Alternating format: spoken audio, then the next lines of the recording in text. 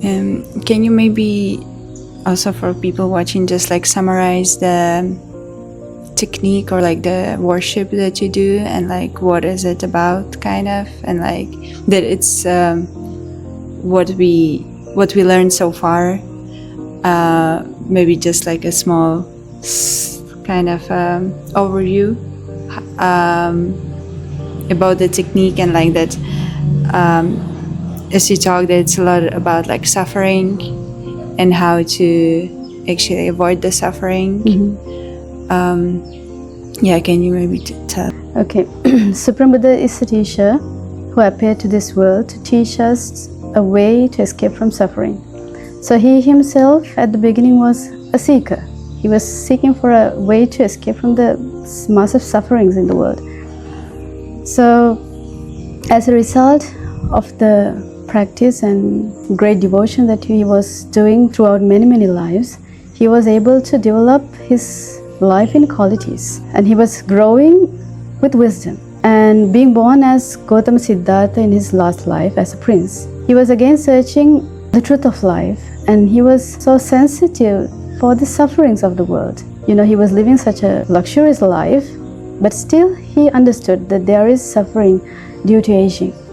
There is suffering due to sickness. There is suffering due to death. He was trying to find a way to escape from these things. So when he looked at the world, he saw that there are many people who is searching for liberation. Leaving the household life, he became one among them. So he was giving sufferings to his body. He was practicing self-mortification practices, which was very famous in India.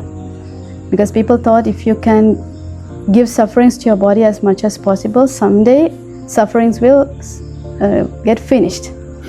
You can finish suffering by giving sufferings to your body, they thought. Bodhisattva was also practicing that. But after practicing austerities for 6 years, he found that there is nothing special within him. He was looking at himself. He understood nothing. So he thought maybe I'm in a wrong path. That is when he thought of some kind of alternative. So he remembered that he was practicing breathing meditation when he was very little, when he was about 3 months old. So when he was practicing breathing meditation, he found out that he doesn't have enough strength in his body to meditate. So he began to eat. Once he became strengthful enough, he began to practice breathing meditation, and there he was able to develop his mind. So his mind was very well concentrated. Within that mind, when he was trying to investigate the truth of life, he realized the truth of life by himself. That realization arose within him. He realized what he has to do in order to release from suffering. So he understood that you have to clear your view and build up right view. Then you have to purify your thoughts. That is called right intention. That means you have to remove the harmful ideas, ill will, hatred, and you have to build up thoughts of renunciation. Then he understood you have to purify your verbal actions, you have to purify your bodily actions, you have to purify your livelihood. And you have to be very effortful, you have to practice mindfulness. Then you can build up a concentrated mind.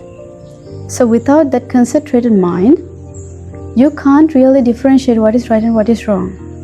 Now when we are doing day-to-day duties, we think that we clearly understand what is right and what is wrong.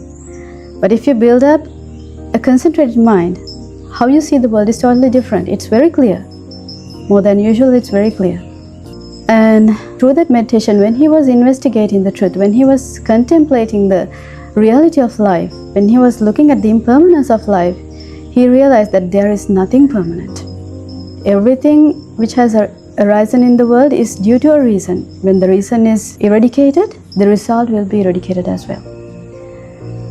So understanding this process of eradicating what has arisen, he was able to eradicate all the defilements, all craving.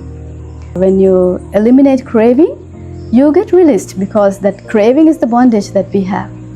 Craving is what is keeping us in the samsara. So by destroying craving, he was released from the samsara. So in that way, he became an enlightened person. So this is how you have to understand who Buddha is.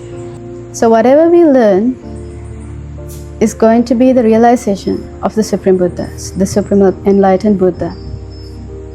And the Supreme Sangha, the monks and nuns, the community of Sangha is the followers who was trying to practice that Dhamma and gain liberation. This is what is Buddha's dispensation. And through this program, we are trying to teach you how he was teaching the path to liberation.